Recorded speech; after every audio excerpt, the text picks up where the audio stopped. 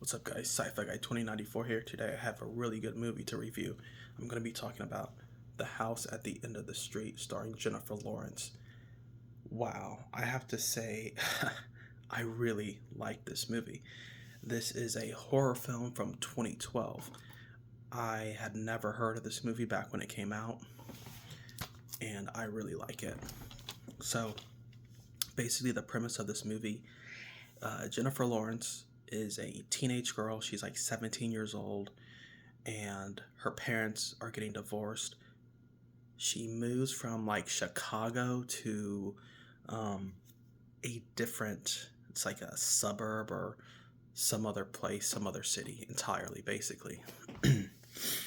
And they find out that their property value is so low because there was a murder that occurred at the house at the end of the street.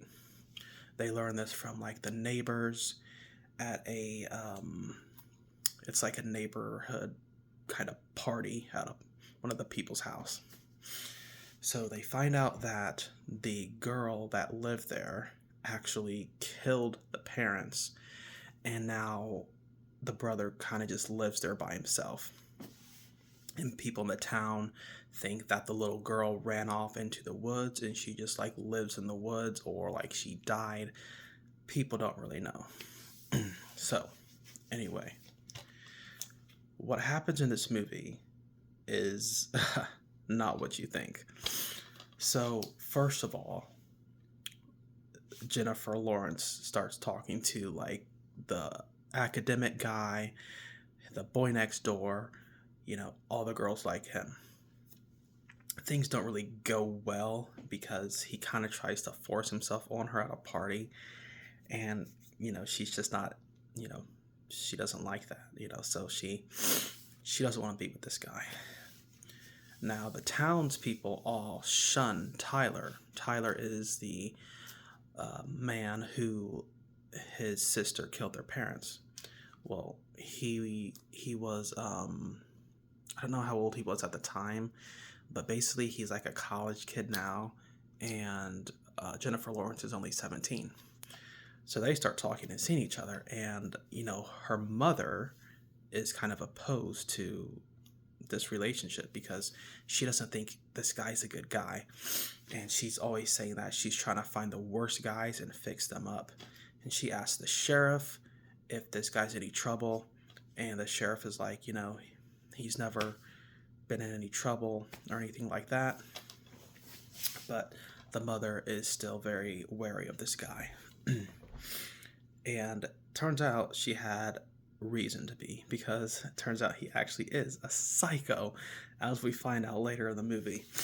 And I'm going to get into that, but I kind of wish when we see that he's keeping his sister Carrie Ann in the basement, I kind of wish they would have revealed that later down the line.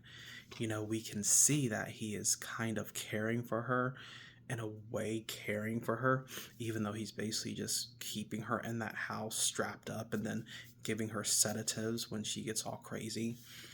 I kind of wish they would have revealed that later down the line and had Jennifer Lawrence actually discover that on her own, just by, seeing different things in the house and putting pieces together. I think they could have built that up a little better instead of revealing it so early on. So that's kind of my quarrel with like how this was written. I wish they had saved that reveal for later, because it would have been much more impactful in my opinion. So basically what happens is Carrie Ann gets out, and she's in the woods. She's out there running around, and of course Tyler has to stop the people from seeing her and people from knowing about her. So he grabs her. He's trying to like hold his hand over her mouth so she's not making any noise, but he accidentally snaps her neck and he kills her, and he is very distraught over this. So he goes to this bar and he's kind of trying to drink his pain away. He ends up basically abducting the bartender that was serving him, and he's going to make her the new Carrie Ann. And he gets these contact lenses because his sister had blue eyes, and now he's trying to make her Carrie Ann and to take the place of his sister.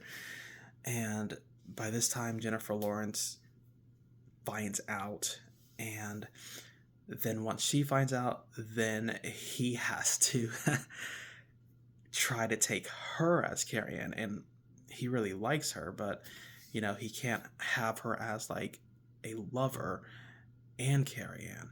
So he's going to now trap Jennifer Lawrence in his house, and she's going to be Carrie Ann. Of course, she fights back, and her mother comes as well, and they're basically able to fight this guy off. And she actually takes the cop's gun because Tyler killed the cop earlier. And she's actually able to shoot this guy. She shoots Tyler.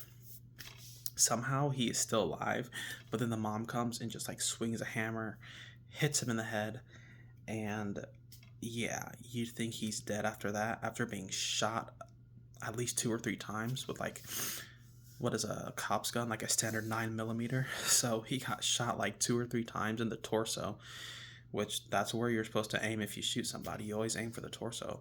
So he got shot.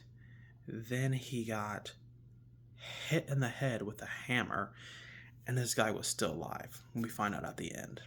So I gotta say, this was a very good movie. I thought the story was decent, good performances, it was thrilling, and there was like a decent amount of mystery to it. And then so at the end, I don't know how he survives, but he's in prison. Tyler is in prison, and basically it shows this little flashback where his parents are saying, happy birthday, Carrie Ann. And he's like, my name's not Carrie Ann, my name is Tyler. And like his mom slaps him in the face. And then so I guess we're shown that after Carrie Ann went missing, that his parents kind of just wanted to replace Carrie Ann so badly that they turned him into Carrie Ann. So, and I guess that's where all his trauma came from. And the only thing I'm a little bit confused about here is, did Carrie Ann actually die on the swing set? Because, I mean, falling off a swing, I don't know about that. I don't know if that's going to kill somebody. So they said she died, and then he was the one that became Carrie Ann at that point, and everybody thought that he had gone away to like live with his grandma or something like that. So did Carrie Ann die, or did she run away? The original Carrie Ann that he was keeping in his basement, was that his real sister, or was this just like some random girl? Okay, I may have to watch that again because I must have missed something. So that wasn't 100% clear to me. But anyway, I think this was a really good movie. It was, like I said, great performances from Jennifer Lawrence all around. It was good. I really liked this movie. I would give this a good 7 out of 10. It's definitely something you should check out.